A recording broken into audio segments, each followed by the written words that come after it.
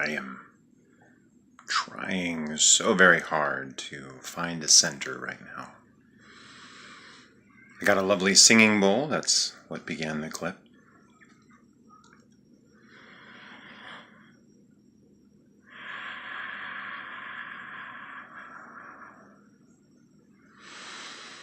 One of the trending things recently is to create what's known as life hacks. Yeah, life hacks.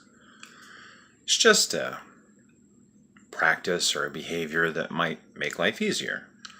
You're watching YouTube, it's pretty much preaching to the choir, what I'm just saying now, but for anyone else. Life hacks.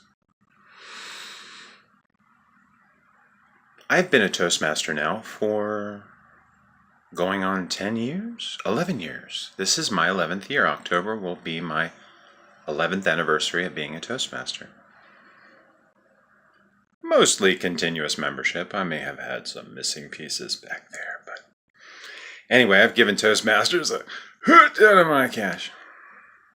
More importantly, I have invested my time and my spirit into this organization, which far outweighs any kind of cash, blood they could extract from me.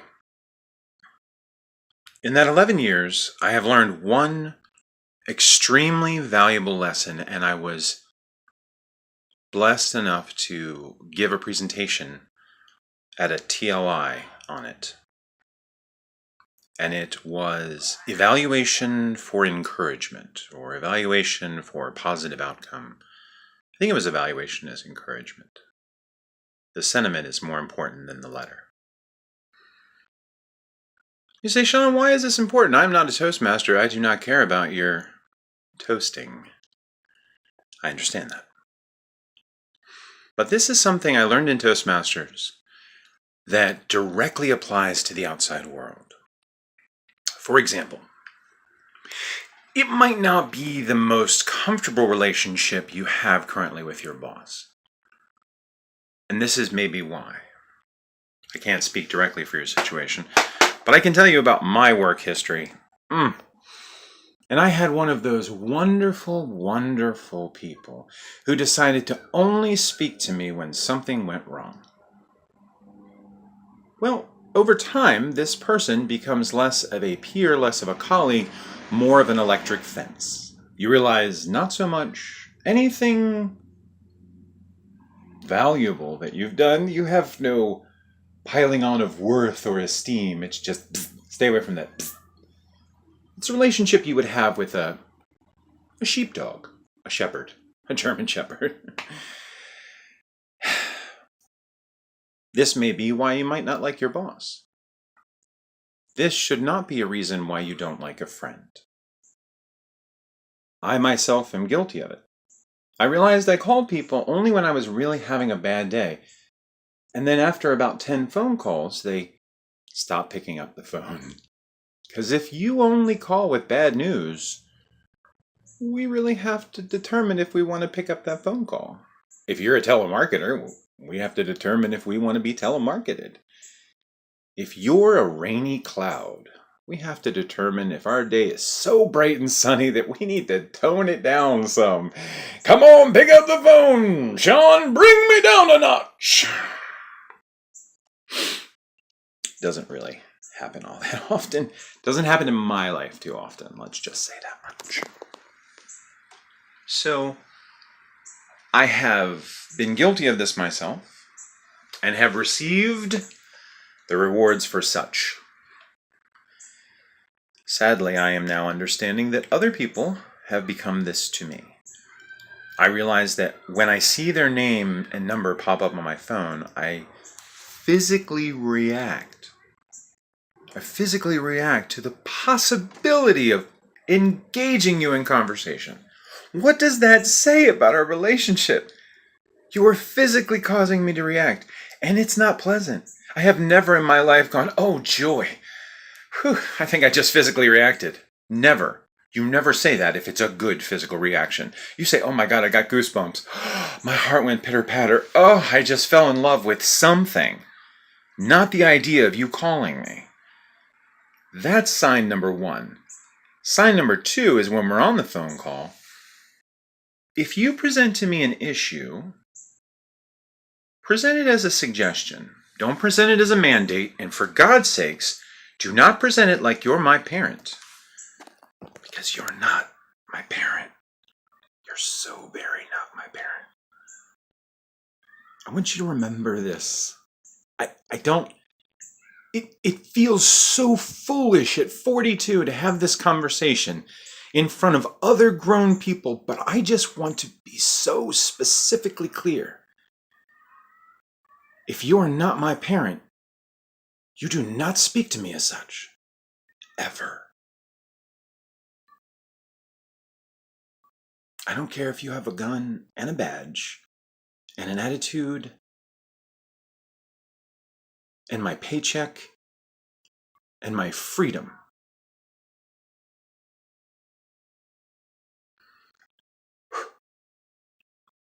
Number one, don't be a rain cloud. Number two, don't speak to me like you're my parent. Number three, and perhaps the most important lesson, evaluate for encouragement. Sean, why do you harp on this so much?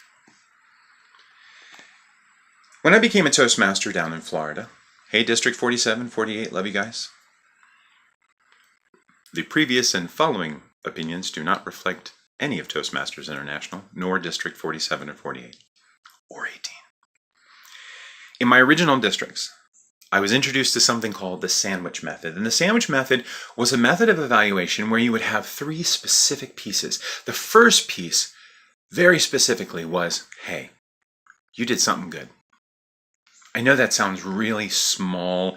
It sounds kind of juvenile, a little pedestrian, a little ho-hum. But first thing out of your mouth should be something good. Doesn't have to be the end of the world. It doesn't have to be the most amazing thing ever. It should be something positive. Yeah.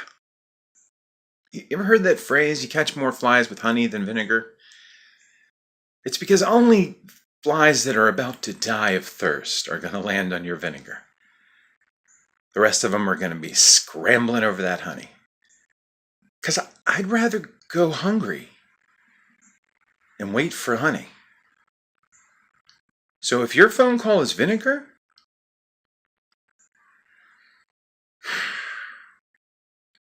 always start with something good.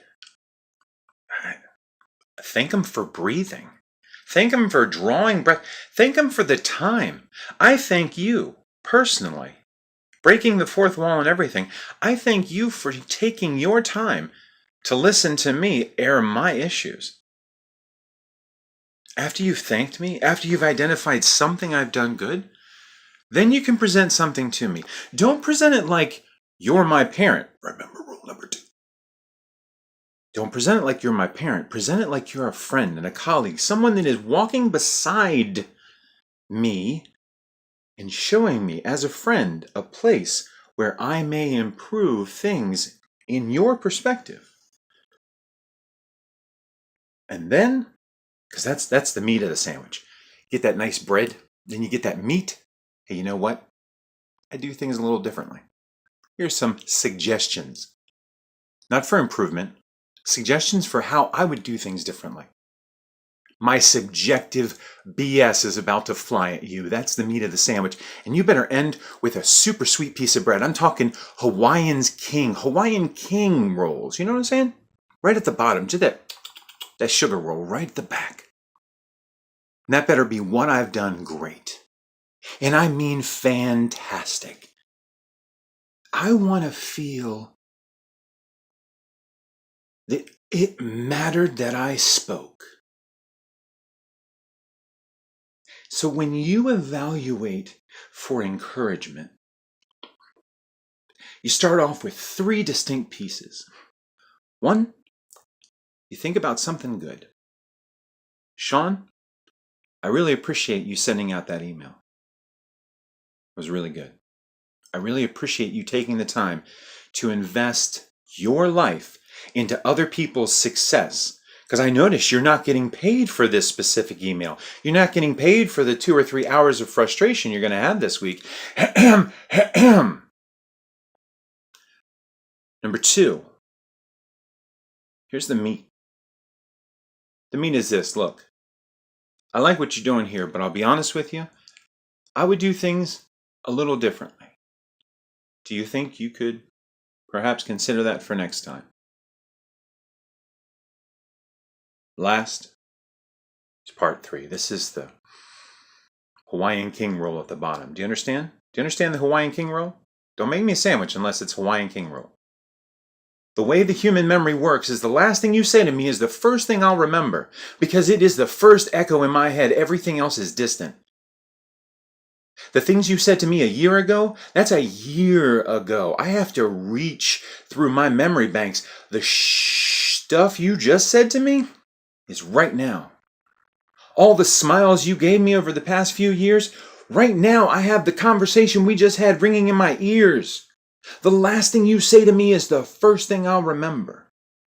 So that bottom slice better be Hawaiian King roll delicious, and you better tell me something miraculous about myself. Teach me something about myself I didn't know. Because I'll be honest with you, if you can't enlighten me on how I need to improve and make myself better, and if then you don't have the courtesy to appreciate that change,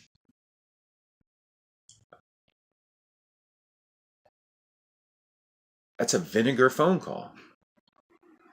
And I'm not going to pick up next time. And that's the problem. Is once you're seen as a rain cloud, it's really hard to get a chance to be anything else. So every time you take the chance to evaluate someone, every time you take the opportunity to open your mouth to instruct someone, an entire room of my peers is being quiet so that you can tell me something that will keep me in this organization and keep me from coming across this room at you like a beast.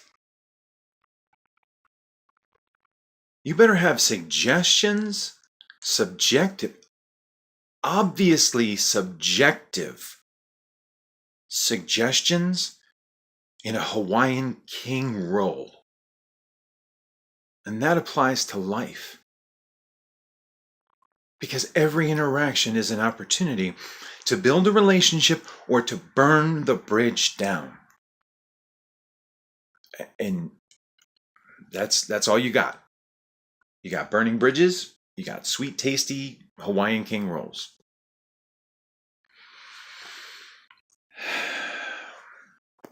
I think a little singing bowl. Patient bee.